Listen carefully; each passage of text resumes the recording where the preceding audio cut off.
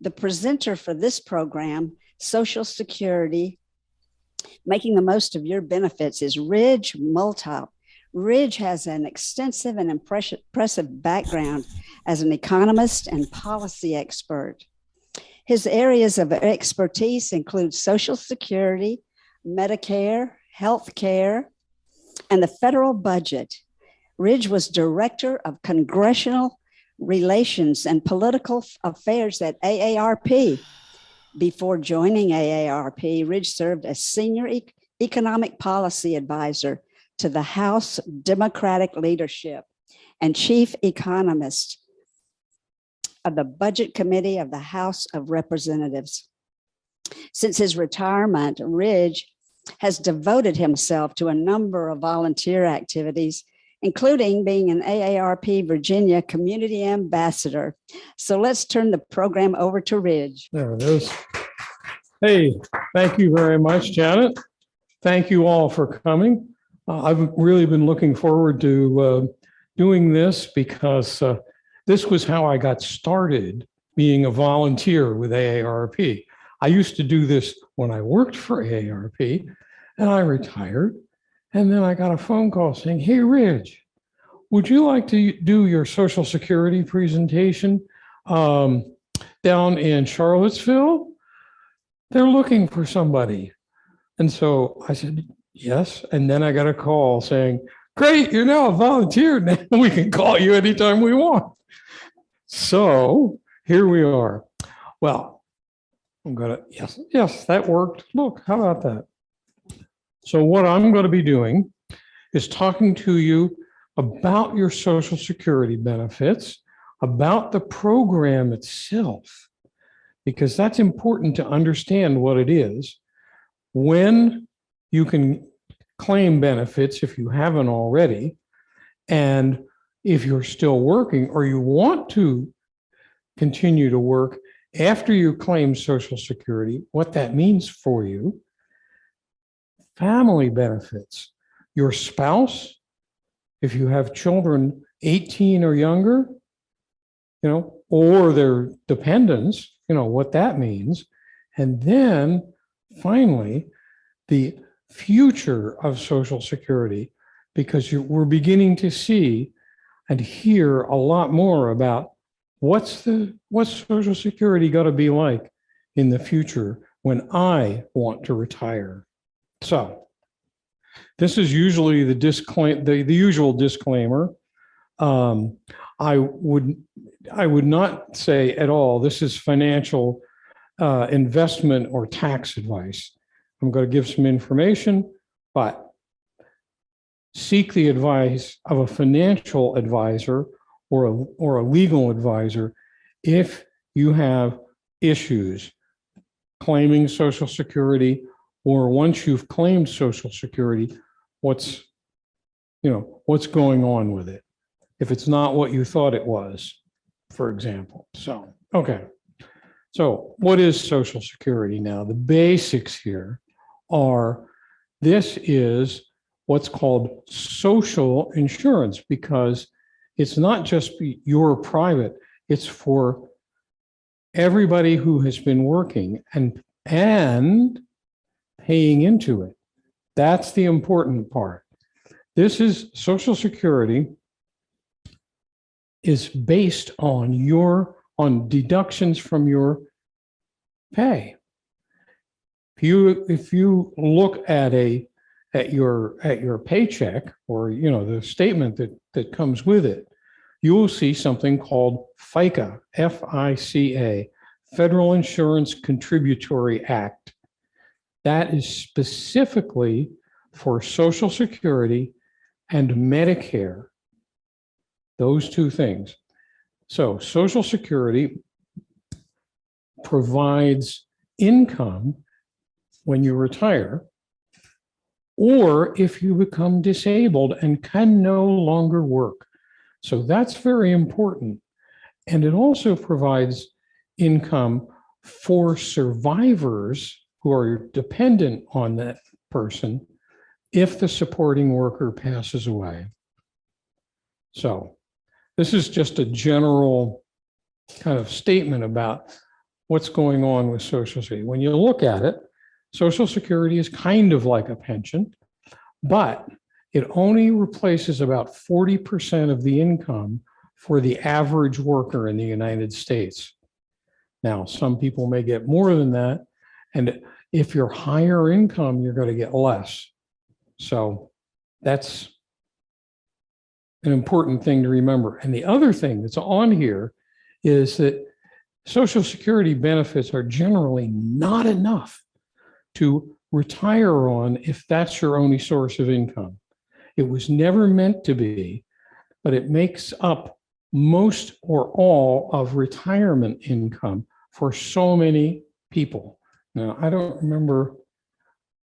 Oh, yeah, this is the next one. This is kind of fun.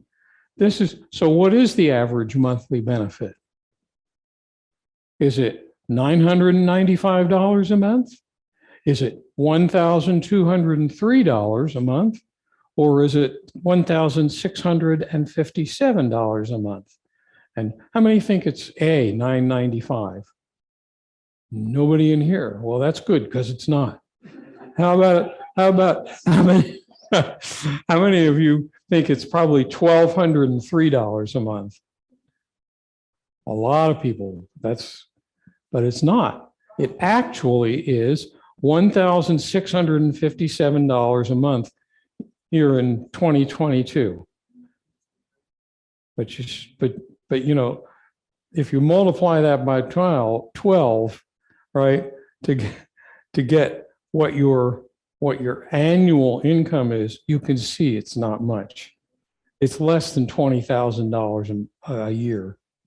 So when they say it's not enough to really retire on, you have to have saved something else. So, you know, think about that. Think about that. And it can be taxed, yes, depending on what your other income is. And that I'm getting there. Yeah, I'm getting there. So to claim the retirement benefits, you have to have worked 10 or more years. So in other words, the actual complicated legal thing is you have to have contributed for 40 quarters. In other words, 10 years. But they don't have to be consecutive quarters. So you can, you know, if you have a job and they're taking Social Security out, and then you get another job that doesn't have Social Security, or you stop working for some reason, that's all right. You can go back and it starts where you left off, not back at quarter one. So that's an important thing to remember. And this is the next one is the FICA tax. How much it is. How much it is. Both you and your employer pay the FICA tax. The Federal Insurance Contributory Act tax, 7.65% of your pay is taken out. 6.2% goes into Social Security, and it goes into a trust fund. And I'll talk about that a little bit more later. And 1.45% of your pay goes into the Medicare fund. So both of these things, both Social Security and Medicare, are contributory. There's a cap on how much you can be taxed for FICA. And that's $147,000 in this year, in 2022. It goes up every year based on how much wages increase on average in the country. It, you know, for a long while, it was under 100,000, and then wages started going up, and you know, so now it's 147. But you don't pay any FICA tax for Social Security or Medicare over 147,000. So maybe you don't make that much, but stop and think. People who do are not paying anything for that additional income. Okay, so now what about getting your benefits? the minimum age to claim the retirement benefit is 62. But, and I'll explain this a little further, that benefit is reduced. The full retirement age for a lot of us boomer types was 66. If you were born in 1960 or later, your full retirement age, which means you get 100% of the benefits you're entitled to, is 67. And that's where it stopped. And I have to tell you, Janet mentioned, that I worked on this when I was working in Congress, and I worked on the bill that raised that retirement age from 65 to 66 to 67. And boy, you should have heard the kinds of complaints we got about it. Don't do it now. Don't do it now. I want my full benefits. I paid for them. Right? So then you can also choose to delay getting the retirement benefits from, 66 or 67 up to age 70. And every year that you delay getting benefits, your Social Security benefit goes up by 8% per year. Okay? 70 is the maximum. You get your maximum benefit if you choose to claim it at 70. You get the minimum benefit at age 62. And I don't know how many of you are doing the math in your heads, but the difference between 62 and 70 is 8 years at 8% a year. So it's close to 65% difference between 62 and 70. So that's a choice that you've got to make at some point. That's a choice that you need to make. Do I want to, if I'm eligible at 62 and I'm still working, do I want to claim Social Security? If I'm making enough to live on, let's put it off a little bit. But if I'm not, if I lost a job and I haven't been able to get another job because I'm too old, then maybe you want to claim it. Should you wait until 70? Well, this is another one. If you are still working when you're 66 or 67 and you're living on that, then maybe you want to wait, because again, that benefit goes up by 8% each year you wait. So the 70, your benefit at age 70 is about 30% higher than it would be at age 66. So, again, this is one of those things that you need to think about. And especially if you plan to continue working, because if you continue working and you choose the benefits, your Social Security benefit is going to get taxed. And the higher your income from work is, the higher your Social Security will get taxed. Okay. If you hang on just a second here, I want to go through this. This is just a table that shows what the full retirement age is. This is why I say, now you'll notice that the year of birth, 1943 to 54, full retirement age is 66. People born prior to 1943, it was 65. And then it went up 2 months every year after that until 1960, when we hit 67. So, and this gives you a little bit of an example of, what the benefit is. If you retire at 66 and your benefit is $1,000 a month, which, it might be, but remember, the average benefit right now is around $1,600 a month. If you wait until 70, it's $1,320. So in other words, it's 32% higher. And you can see how this goes up the longer you wait. So all right, now, sir, your question? hypothetical situation. If you delay claiming Social Security, let's say you're 68 or 69, and you regrettably pass away, what benefit does your spouse get? Well, your spouse would get a survivor benefit from whatever age you are. Yes. Well, no, the survivor benefit is your full benefit if you were married at the time. Yeah. Yeah. Yeah, the spouse benefit is half of your benefit. And then if you pass away, the survivor benefit is the full benefit. So, okay.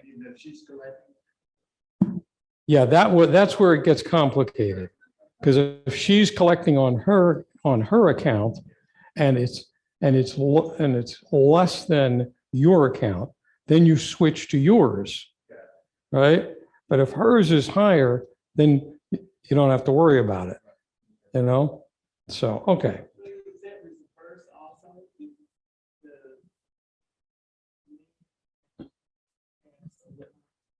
Oh, so is that the same if it's switched?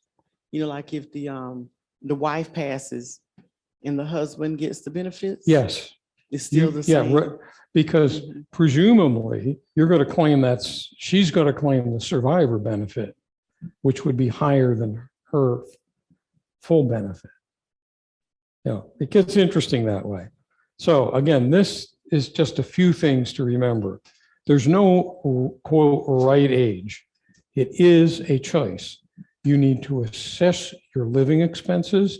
And by that, I mean, how much you're paying for your residence, how much you're paying for food, how much you're paying for health care, which is important, how much you're paying for other things, and what does it look like, so that you can make an informed decision about when to claim your benefit. That's important. And again, if you claim early, this is the last little point down on the bottom there. If you claim early, it reduces the benefits, not just for you when you're alive, but for your survivor after you pass away, and any dependent you may have who might be claiming they have to be 18 or under, but still, that's a thing to remember. So, all right. Here's how to find out how much you're eligible for. And I would say, look at this top one, My Social Security. My account, www.ssa.gov/myaccount. Go there, create an account for yourself, and then you get all of the information when you ask for it. You will get you'll get a password and all that good stuff. You can also do it on paper. As the form SSA 7004, and you'll get this back. That's your benefits estimate, or you can call them. Now, the very bottom one on this is that you will get, once you turn 60, you'll start getting a benefit statement from Social Security and on paper if you have not created the My Social Security account. Now, this is going to go away at some point out in the future. You're going to have to, but you can still get the paper one, and they'll send it to you. Now, the other thing that I will tell you about is that when you're getting Social Security, there's cost of living adjustments, or COLAs, every January. You will get a notice from the Social Security Administration how your benefit will change. And I'll talk about that in a couple of minutes here. But That's another one to look for because it tells you how much you're going to get for the following year.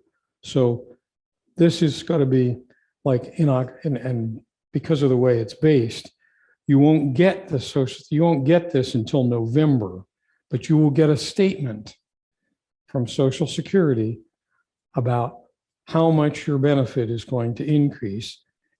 And oh, by the way, how much is going to be taken out for Part B of Medicare if you've signed up for Part B of Medicare.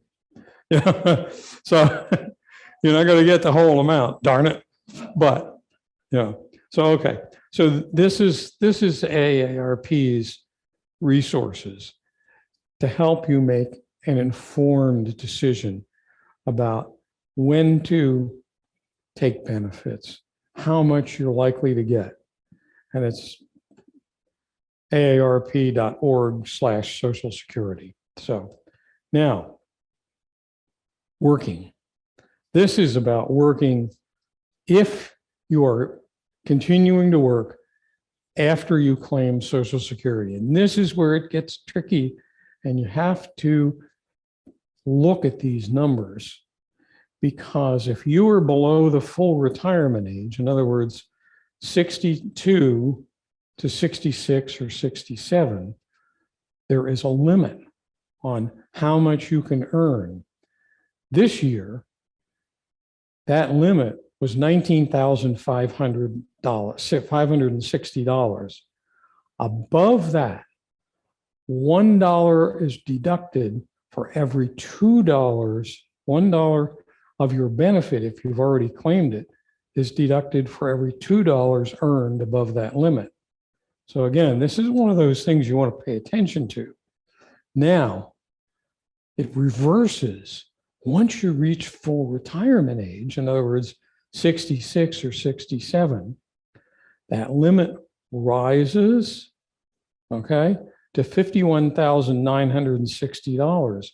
So if you're under full retirement age, this was created as an incentive for people not to claim early and get stuck with lower benefits. All right. The limit above your full retirement age is $51,960. And if you're earning more than that, $1 is deducted for every $3, not every $2, but every $3 earned above that limit. So that's kind of what's going on there. All right. Any questions on this so far?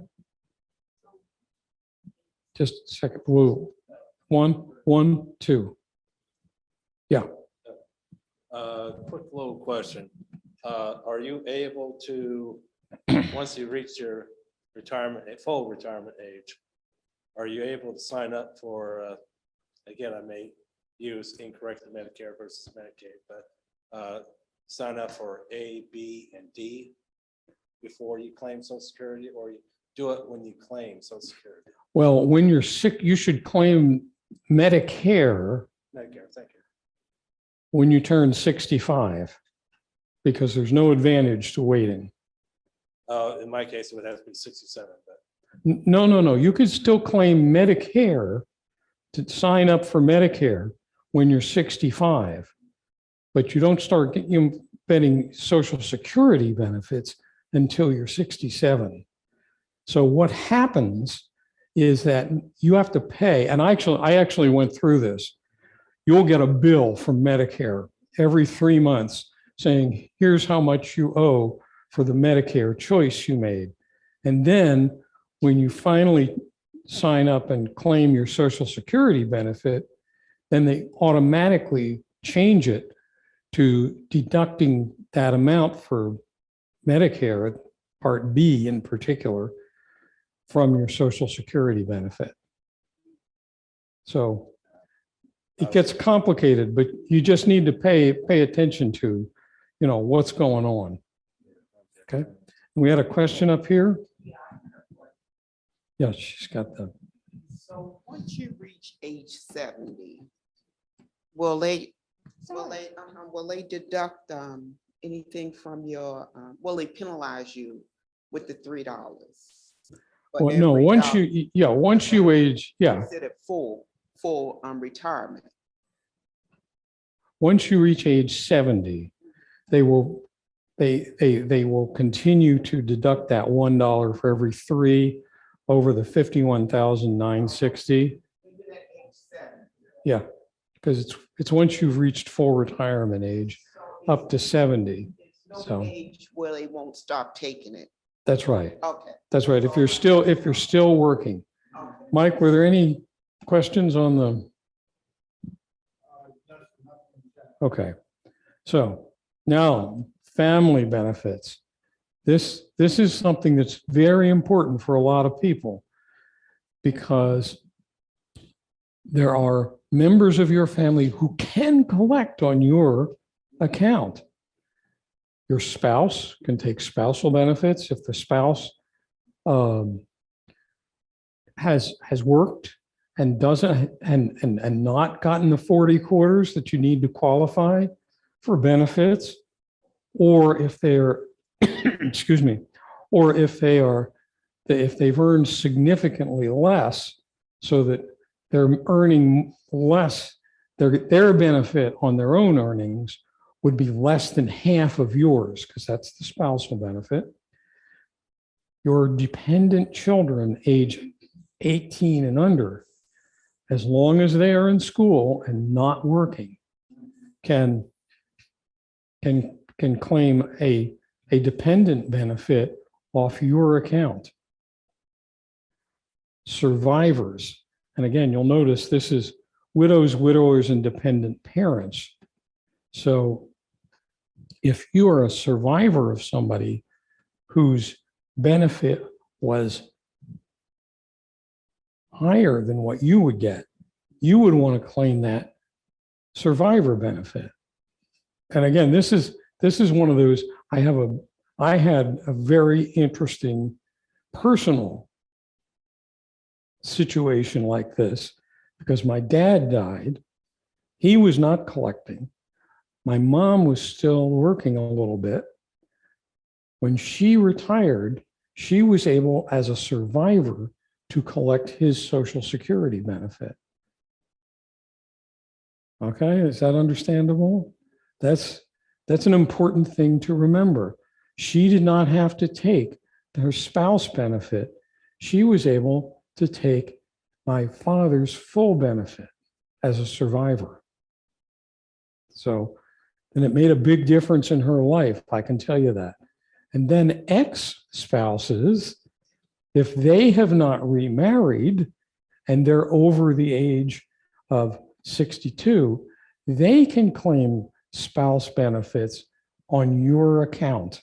And even if you have remarried, this does not reduce your current spouse's benefit to have an ex-spouse claim. Yeah, exactly. And this is why I love telling people, and I've mentioned it a couple of times here, that I was doing this when I was working for AARP out in Des Moines, Iowa. And a woman walked up to me after the end of the presentation and said, "I wish I'd heard you talk before I married him. My first husband's benefits were higher than his." What can I say? So, so she had married, she'd remarried and taken the second husband's benefits. And you only get that choice once. You only get that choice once. So that's what's going on. But it's basically to support your family. Okay. Now, this gets into the children's benefits. They have to be unmarried and under the age of 18, or 18 or 19 and still in a full-time student in high school up to grade 12. Now, and this last one over on the right there, if they are 18 or over and are disabled and are under age 22, then they can get survivor benefits. So this is one of those where I always say, I hope you don't have to do this, or your children don't have to do this. But in case, it makes a big difference. So, and here's the spouse benefits. Spouse benefits are 50% of the full benefit at retirement age. You cannot collect a spousal benefit until your spouse files for their benefits. So, you know, my wife's younger than I am, but you know, if she wanted to get benefits, she would have had to wait until I claimed my benefits, and then she would have been able to get a spouse benefits. So, you know, and again, the last point, if your spouse claims early, your benefit as a spouse will still be a portion of her full retirement age benefit. So that gets a little complicated, but if I claim early, my wife could have claimed a spouse benefit that is a portion of what would be my full retirement benefit under Social Security. So, you know, okay, moving on. This gets into the ex-spouse benefits. The marriage has to have lasted at least 10 years in order to claim ex-spouse benefits.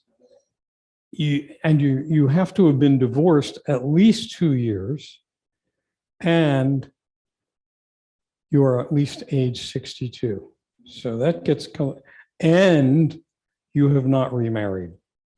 So you have to look at your own benefit and then what the spousal benefit would be as an ex-spouse, you know, which is half. So take a look at it. All right, now, again, this is the survivor benefits. At full retirement age, if your spouse dies, you would get 100% of their benefit. If you are age 60, you can still claim benefits, but it's reduced. Or if you are 50 and fully disabled and cannot work, you can get spousal benefits if your spouse dies. And if you are caring for children, or you have dependent parents, which is, you know, one of these things people don't think about. Because their parents may not be getting enough to live on, right, of their own. But if your spouse passes away and you claim their benefits, you can also get benefits for the dependent parents if they are dependent on you. So again, these get really complicated. These are the survivor benefits. 60 is the dividing age, if you're under 60 or over 60. So you want to take a look at it. And all of this stuff gets into going to somebody who's an expert in it, you know, a financial advisor or a legal advisor or somebody at Social Security, and checking these things if your spouse has passed away. So, this is a fun little quiz. How many beneficiaries now are age 100 or older? How many of you think 29,000? Nobody. How many of you think 46,000? Got one? 68,000. That's right. There are 68,000 people in this country who are over the age of 100 getting Social Security. So that tells you a lot, doesn't it? Okay, now, future of Social Security. Social Security, yeah, the last few years have been pretty good.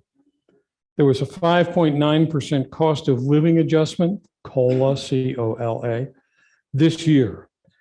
The talk so far based on inflation, because it's based on the COLA is based on the inflation from the third quarter of one year to the third quarter of the next year. So in other words, July, August, September. So we've gotten the July monthly increase for this year. I think it's next. No, it may be like Friday of this week. We'll see the August inflation number, and then when the September one comes out, we'll know in October. We'll know what the COLA is going to be for 2023, and based on the numbers so far, it could be 9 to 10%, which would be the largest COLA increase in over 40 years. So there you go. Now, the other thing to think about is, remember, I've said that the FICA tax that you pay funds Social Security. There is no funding for Social Security out of general revenue, tax revenues to the federal government. So the pandemic reduced payments into the system because so many people suddenly became unemployed. So now Congress has got to look at this going forward. And I don't remember, oh no, actually I'm going to go back again, because currently the current estimate for the Social Security Trust Fund is that it will run out of money by 2035, in other words, 13 years from now. What happens if it runs out of money? You might hear some people say, oh, well, you won't get anything. No, they will do the calculation of how much it can afford, Social Security can afford to pay in benefits based on the income they are currently receiving during that year. So right now, the estimate from the Social Security Administration is that benefits would have to be cut 21% if the trust fund runs out of money. So when I say congressional action is needed, that's why, okay? That's why, because you don't want that benefit cut, because Social Security is so popular, because it supports over 60 million people. It supports 61 million people. Stop and think about that, So here we go. And again, this just gets into ways to apply for benefits. Now, yeah, that was Amber's presentation. It was a little shorter than the one I was used to. So that tells you what's going on. There's no survey. Stay in touch. So do you have other questions about it? Mike, are there questions on the chat? Oh, good. That means I knew what I was talking about. Yeah. No, questions about benefits, claiming benefits, spouse benefits, survivor, any of those things. The one thing that was not included in here is taxation of Social Security benefits. And you do have to pay income tax on benefits that's above that limit that we saw, the 51,000, if you've claimed it at your full retirement age.